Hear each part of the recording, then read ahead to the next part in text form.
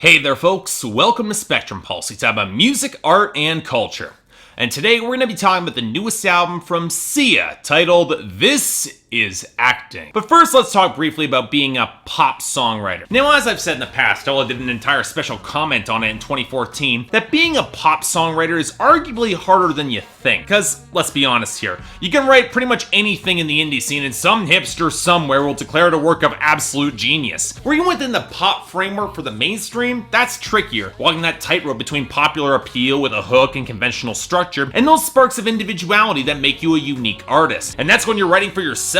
Writing for another artist is often even harder, because while you want some of your personality to come through in the composition or maybe the lyrics, you also need to consider the strengths and the weaknesses and the unique character of that other performer too, because like it or not, they take precedence. And yet, whenever I hear a pop song written by Sia Fuller, former indie pop darling turned mainstream songwriter and pop star in her own right, it's hard not to hear Sia's unique tone and personality ring through in the writing. And in a sense, that is a good thing. Even though I've got my own issues with Sia's underwritten style and hyperbolic imagery, and a tip away from more complex material that's occurred since her earlier albums, she does have a defiantly unique voice in her writing, and that is saying something. The problem is that said voice in her lyrics is often best matched by her voice-shredding vocals to elevate the material. She's the one who sounds best on her own songs. And where things get interesting is that other artists appear to have finally recognized this, and for one reason or another, a fair few of Sia's songs have been rejected by artists over the past while, even with her writing her most pop-centric songs to date. So in a fit of inspiration, Sia decided to pull all these rejected songs together and release them as her own album, putting together her own spin on her attempts to match the style of others. Okay, that's a nifty concept, I'm intrigued by this. So what does Sia deliver with This Is Acting? Okay, let's get this out of the way first. In case you haven't seen my 2014 review of the first time I covered a Sia album, I'm generally not a huge fan of her shift towards the mainstream. I preferred her more intimate indie pop that felt like a better fit for her own unique voice, and I feel that 1,000 Forms of Fear suffered by going too broad and monochromatic with its production. That said,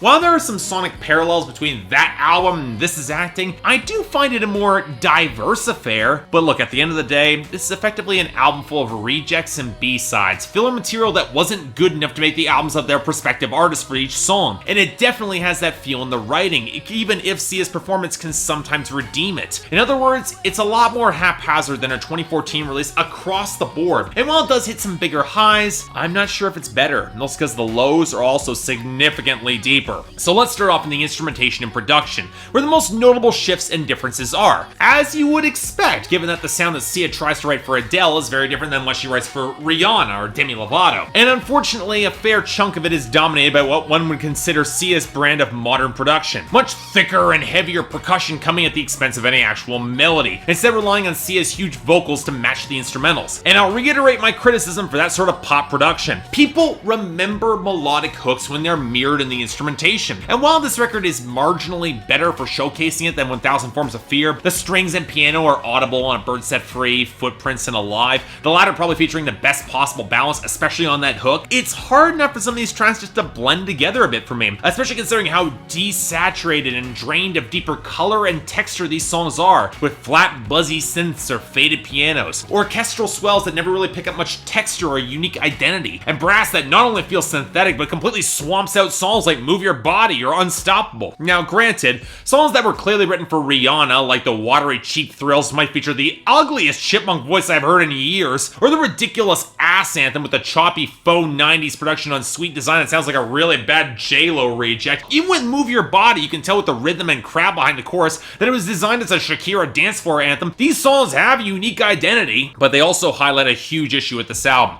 the overproduction. For as much as there are some melodies here and there clawing their way past the percussion, with the reverb and the effects piled on, it gets even harder to get to them, which can be a damn shame, because when you clear it away for some slightly more controlled tracks like Footprints or Broken Glass, there are some decent compositions here. Even the Kanye-produced song Reaper had some personality to it in the production, even if by Kanye's terms it's very far from his best. And you know, Sia's not really helping matters. Now we can debate all day whether or not her voice works on this album. Unlike most, I actually don't mind it when she goes slightly off key and a little bit more raw on Alive, only because it adds a slightly more desperate, visceral punch to the song, and it's almost redeemed by personality alone. It's not precisely good when the track right before that, Bird Set Free, has her saying that she doesn't care that she sings off key. Comes across as more calculated than it really should, but I'm willing to forgive her this, as at least she's trying to land some gravitas, most because the rest of this album she's contorting her voice through waves of blatantly synthetic production effects in order to better mimic other artists. Problem with that is that Sia's got a very distinctive voice of her own, and she's at her best singing in that tone. So watching her trying without much success to imitate Rihanna's sultriness, Demi Lovato's more explosive edge, or Shakira's uniquely quirky blend of seductress and dance floor alpha in tone and inflection, just